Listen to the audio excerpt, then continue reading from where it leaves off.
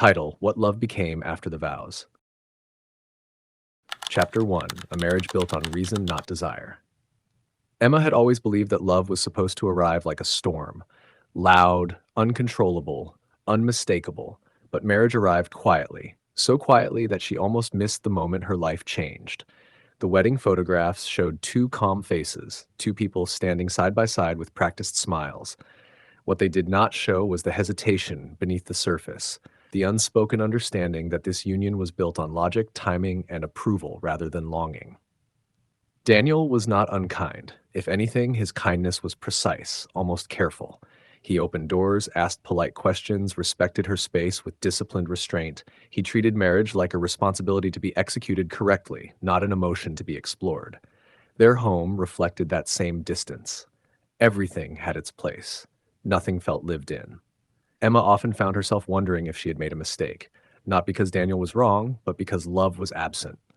She felt guilty for wanting more than stability, guilty for longing for something undefined yet deeply missed. Daniel, on the other hand, believed desire was unreliable. He trusted structure. He believed commitment could exist without passion and that time would eventually soften whatever was missing. Yet, late at night, when Emma thought he was asleep, he watched the ceiling and questioned himself for the first time. What if love does not come later? What if this silence is permanent? Chapter 2: The Quiet Transformation of Familiarity. Familiarity has a way of dismantling emotional walls without permission. Weeks passed, then months. They learned each other's rhythms, not through grand conversations, but through repetition. Daniel learned Emma needed silence after crowded days. Emma learned Daniel thought best while driving, words coming to him only after long pauses.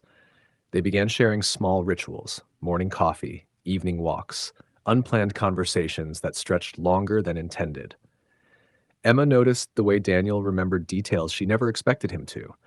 The book she mentioned once, the song she listened to when she felt overwhelmed, the way he adjusted his pace so she never felt rushed. Daniel noticed how Emma softened his world, how her presence made routine feel less mechanical, how her quiet strength unsettled his long-held belief that emotion weakened discipline. Their laughter came unexpectedly, sometimes during the most ordinary moments. And when silence returned, it no longer felt heavy. Neither spoke of love. Naming it felt dangerous. But something undeniable had begun to form. Not urgent, not consuming, but persistent. It was no longer the absence of love that defined their marriage. It was the slow disappearance of distance. Chapter 3: When Fear Spoke Louder Than Desire. Love revealed itself not through joy, but through fear. Emma's illness arrived suddenly, stripping her of independence. For the first time since their marriage, she allowed herself to need Daniel completely. He watched her vulnerability dismantle the composed image she always carried. He memorized the smallest changes, her breathing, her discomfort, her attempts to hide pain. In those long nights beside her, Daniel confronted a truth he could no longer avoid. Losing her would devastate him. The realization frightened him more than love ever had. When Emma recovered, something fragile yet irreversible had shifted between them. Their glances lingered.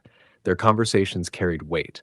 Daniel became aware of jealousy, not dramatic, but sharp. The idea of Emma emotionally belonging to someone else felt intolerable. One evening, stripped of his usual restraint, he spoke with unsettling honesty.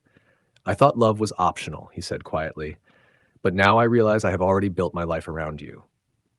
Emma recognized the confession for what it was, not romance, but truth, and truth, she realized, was far more powerful. Chapter 4: Love Chosen, Not Discovered. Love after marriage did not rescue them from difficulty. It demanded more from them. They argued about expectations, about fear, about vulnerability neither had been prepared to face. But they did not retreat. Emma learned that love did not need intensity to be meaningful. It needed consistency, safety, the courage to remain open even when disappointment appeared. Daniel learned that control was not strength, that emotional exposure did not weaken him, it expanded him. They chose each other repeatedly, not because marriage required it, but because separation no longer felt like freedom.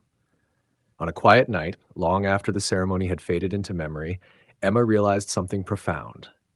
They had not fallen in love. They had grown into it. And love that grows slowly does not fade easily, because it is not fueled by illusion, but by understanding. And that kind of love, once built, endures.